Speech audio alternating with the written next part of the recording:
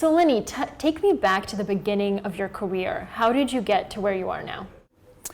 How did I get to where I am now? I'm a kid from the Bronx who, at a very early age of 11 years old, 11, 12, whatever it was, 10, 11, I heard Run DMC on the radio and was like, whatever that is, I want to do it. Didn't know, whether it was an artist or a producer or executive, whatever the case may be. Obviously, I was way too young, but I'd recognized that the music I heard and the culture that it was like, that was evolving, and the lifestyle and the clothing and the Adidas suits with the fedora hats and the sneakers with no laces, everything, all of that captivated me. So I just wanted to be involved in hip hop one way or another. So from a very young age, I just was aspiring to somehow make it there to whatever that industry was. On the business side, not necessarily the artist side. Correct, on the business, just in general. I was just like, obviously, whatever, 11, 12. So going into high school, it was all about music. It was just like, how could I get in music? How could I get in the music industry? How could I meet music people? How could I go to music seminar? Whatever that was, I was pursuing and chasing it. So I chased it until I scored a position in promotions with a guy named Super Mario, who gave me like my really, really first shot.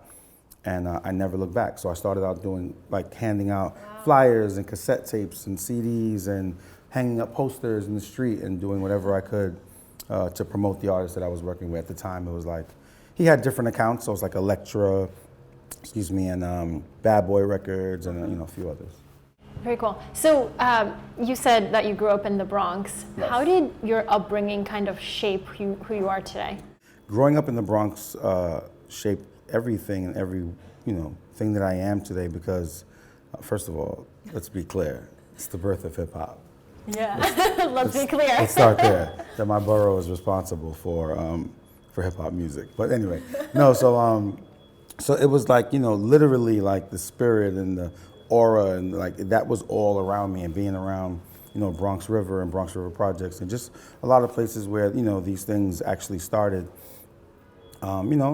Growing up, single parent home. I obviously knew my dad, whatever, but I grew up with my mom alone, and watching her work and struggle and work hard and work 2 jobs at times, just taught me a lot of my values. So taking those, home values, what my mom and my grandmother taught me, and then inserting them into a business where it was said to be a lot of like backstabbing and shadiness or whatever the case may be.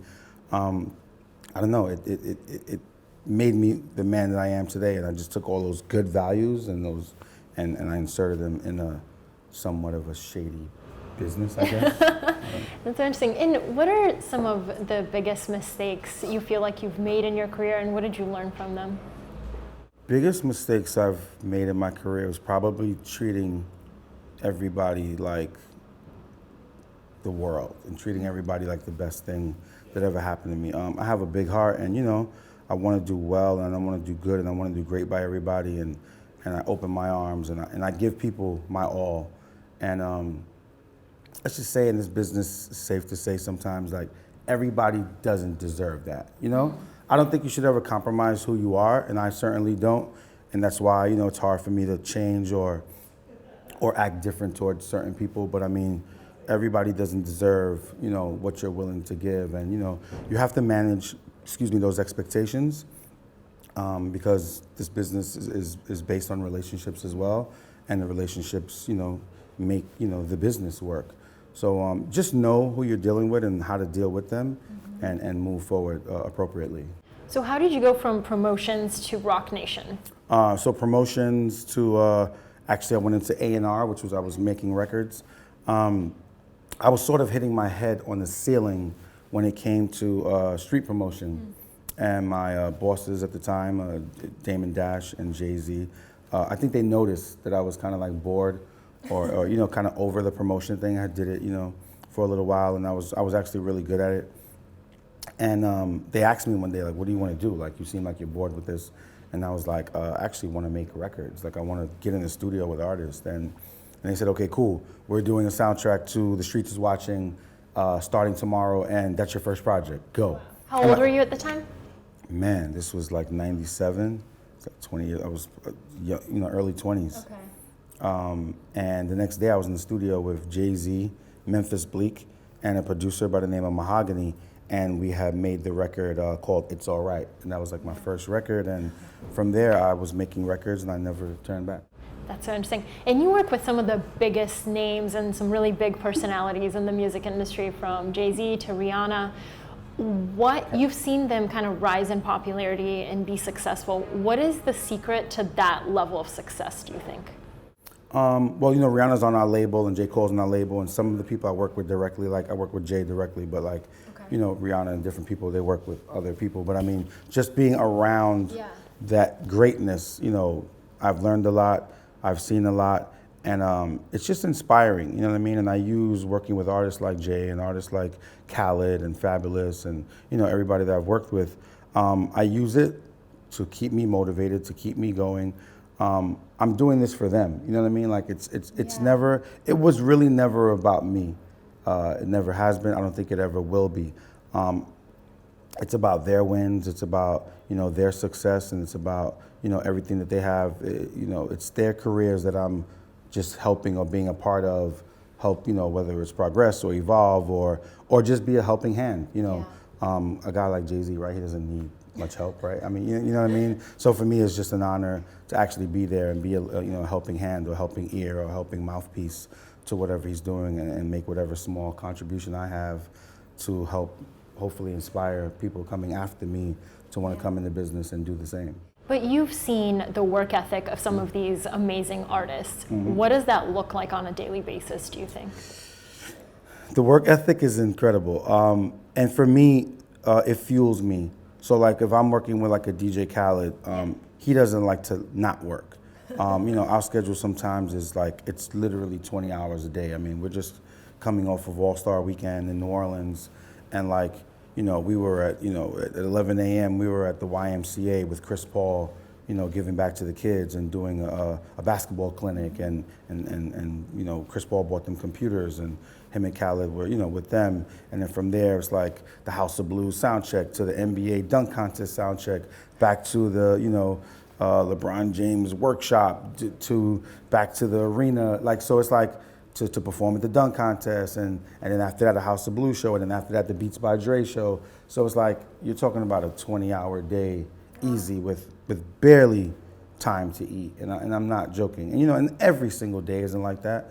But I mean, you know, it's all obviously measured by the success of an artist and how busy they are. But you know, to answer your question, yes, I have worked with people who are extremely busy, and I have to be able to match, you know, that work ethic. It's a lot that goes on behind the scenes that you don't necessarily see.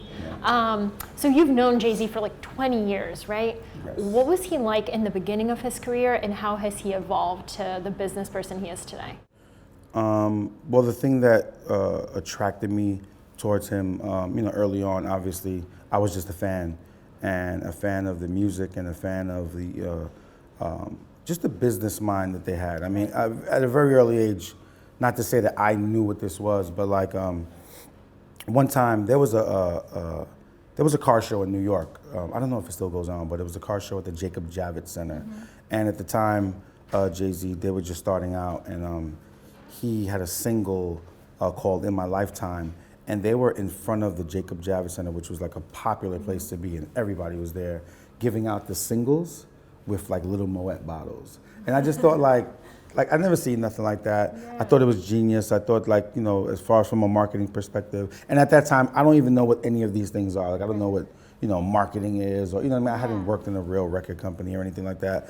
But just knowing that, how engaging that was with the people, and the people who did know them were like, right, they were like super impressed. And the people who didn't know them were just intrigued to know, like, who is this guy, and who are these guys, and why are they giving out Moet bottles as if they're like bottles of water, you know what I mean?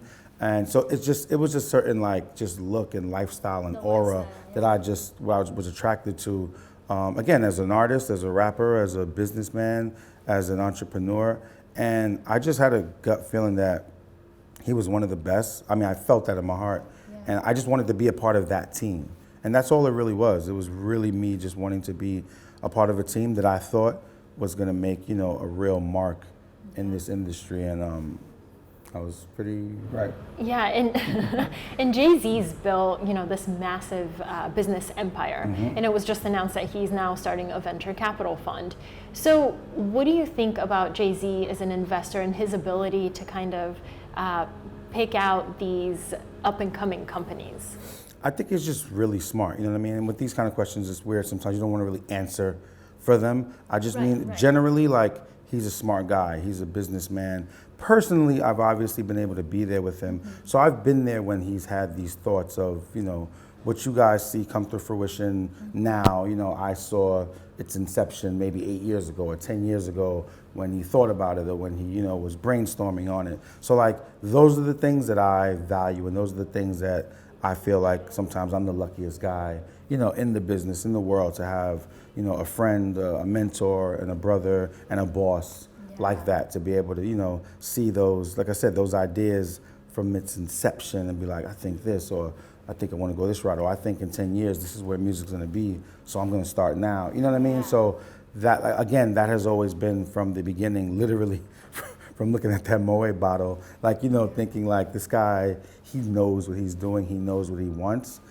He's assertive, he's firm, he stands, it's just really, really, really innovative thinking, and I just wanted to be a part of that. That's really interesting. And I think a lot of artists recently have turned into entrepreneurs.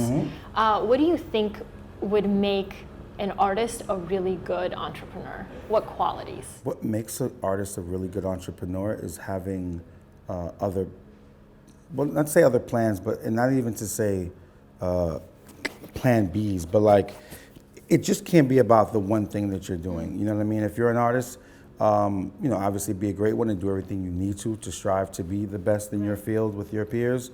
But at the same time, you have to be multifaceted and having other businesses, and what are you going to do with the, the great financial gain that you're, receiving, and the blessings that you're receiving. You have to know how to double it and triple it, and make sure that, other people can, not to say benefit off of it, but, in a good way, where you have to be able to employ people. I love that I get to hire people for different things, whether it's a music director, whether it's a producer, whether it's a photographer. I find photographers on Instagram or social media platforms, call them in and hire them for gigs, and like they become, photographers to some of our artists. Like, I like the fact that I have the platform to be able to help employ people or help give people opportunity, and I get to pass those blessings on, so. As an artist, you should be able to do what I'm doing on this low level, 100 times more. Identify talent early on.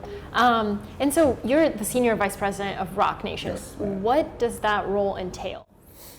That role entails, on a daily basis, it's a lot, in a good way, I worked hard for it. And at Roc Nation, obviously before Roc Nation, it was Rockefeller Records. Yes. And we wore a lot of hats. Just because I was the promotion guy, I was also the photographer. I was also, street team representative. I was also the retail rep. I was going to the record stores and making sure that our records were in stock, and then our posters were up and getting, what I mean? So we wore a lot of hats. That position pretty much has evolved in the same, I've always taken a lifestyle approach in my, in my A&R. So it's like, even though I'm making records, I'm also trying to make sure that my artists, the lifestyle aspect and the branding aspect is just as it identifies and complements the artist, Because without the lifestyle, the music doesn't matter, and without the music, obviously the lifestyle, It goes hand in hand. You can have one without the other, but having both is what's going to make you really successful, and it's going to make people really want to follow, what you're doing, and it goes beyond the music. So again, it's just, I wear many hats. I want to make sure that my artist has good touring. I want to make sure that their merch is, amazing and is selling. I want to make sure that the branding, makes sense, and that they're working with brands that complement them and that makes sense to the public, because the public knows whether it's like forced or contrived or just like, they totally know. So, it goes beyond just like making records and management. I've seen you talk about something that I think is really interesting. You've said that people either want to believe in you or they want to be you. Yeah. What do you mean by that? So basically, as an artist, I feel like people have to believe your story. When they believe your story, it allows them for them to believe in you. If they don't, if they feel like it's fake, if they feel like there's like some lies there, or the story doesn't always, come together, they're not gonna really believe in your music, and unless you're like a one-hit wonder, you know what I mean? Mm-hmm. And that's bad, because one-hit wonders, right? They only really care about the record. They don't really care about you. Yeah. You want artists to care about. You want fans to care about you. You want them to care about your lifestyle and what you're eating and what you're, are you working out? Where you're hanging out at? Mm-hmm. What restaurants do you love? What food do you love? That's what makes people like really believe and buy into you and your brand. You know what I mean? Especially now, it's not really just about the music. It's about your brand and that artist as a brand. So they have to want to believe you or be you. And when I say be you, Kanye West, whoever it is, they want to wear your sneakers. They want to wear the new jacket you're wearing. And, Big Sean is a pop-up shop. Everybody wants to go online and get those clothes because it's like, this is the only time I'm going to get it. You know what I mean? Yeah. Travis Scott. It doesn't matter. You know what I mean? These people, they want to have to wear what you're wearing and talk like you're talking, et cetera, et cetera.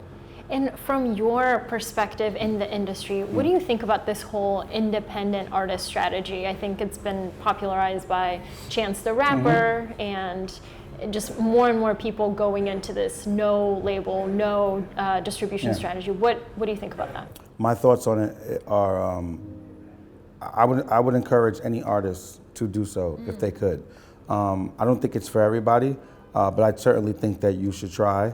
I certainly think that, I certainly think that, the opportunity is there, and with a computer, you can send your music to the world.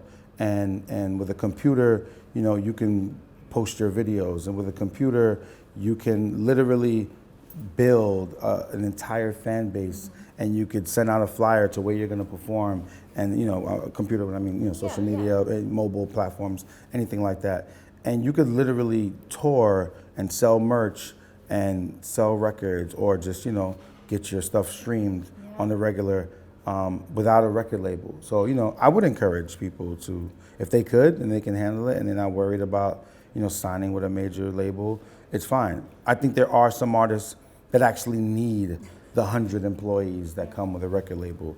I think there are some artists that need, the different departments of like promotion and, publicity and branding and, strategic branding, and just, they need those departments to help enhance or amplify what they're doing. Mm-hmm. And the reality is, Chance is amazing, but unfortunately not everybody's gonna be Chance. You know what I mean? So, if you can, that's great. But, I would definitely certainly try first before I, hand my life or career over to a record company per se. Got it. And just finally, what is the best business advice you've ever received? The best business advice I've ever received was to keep my relationships intact, to return as many phone calls that I can, and just to, be humble and respectful as I can be, because, the same people you're gonna see on the way up, we're absolutely going to see on the way down if you go down.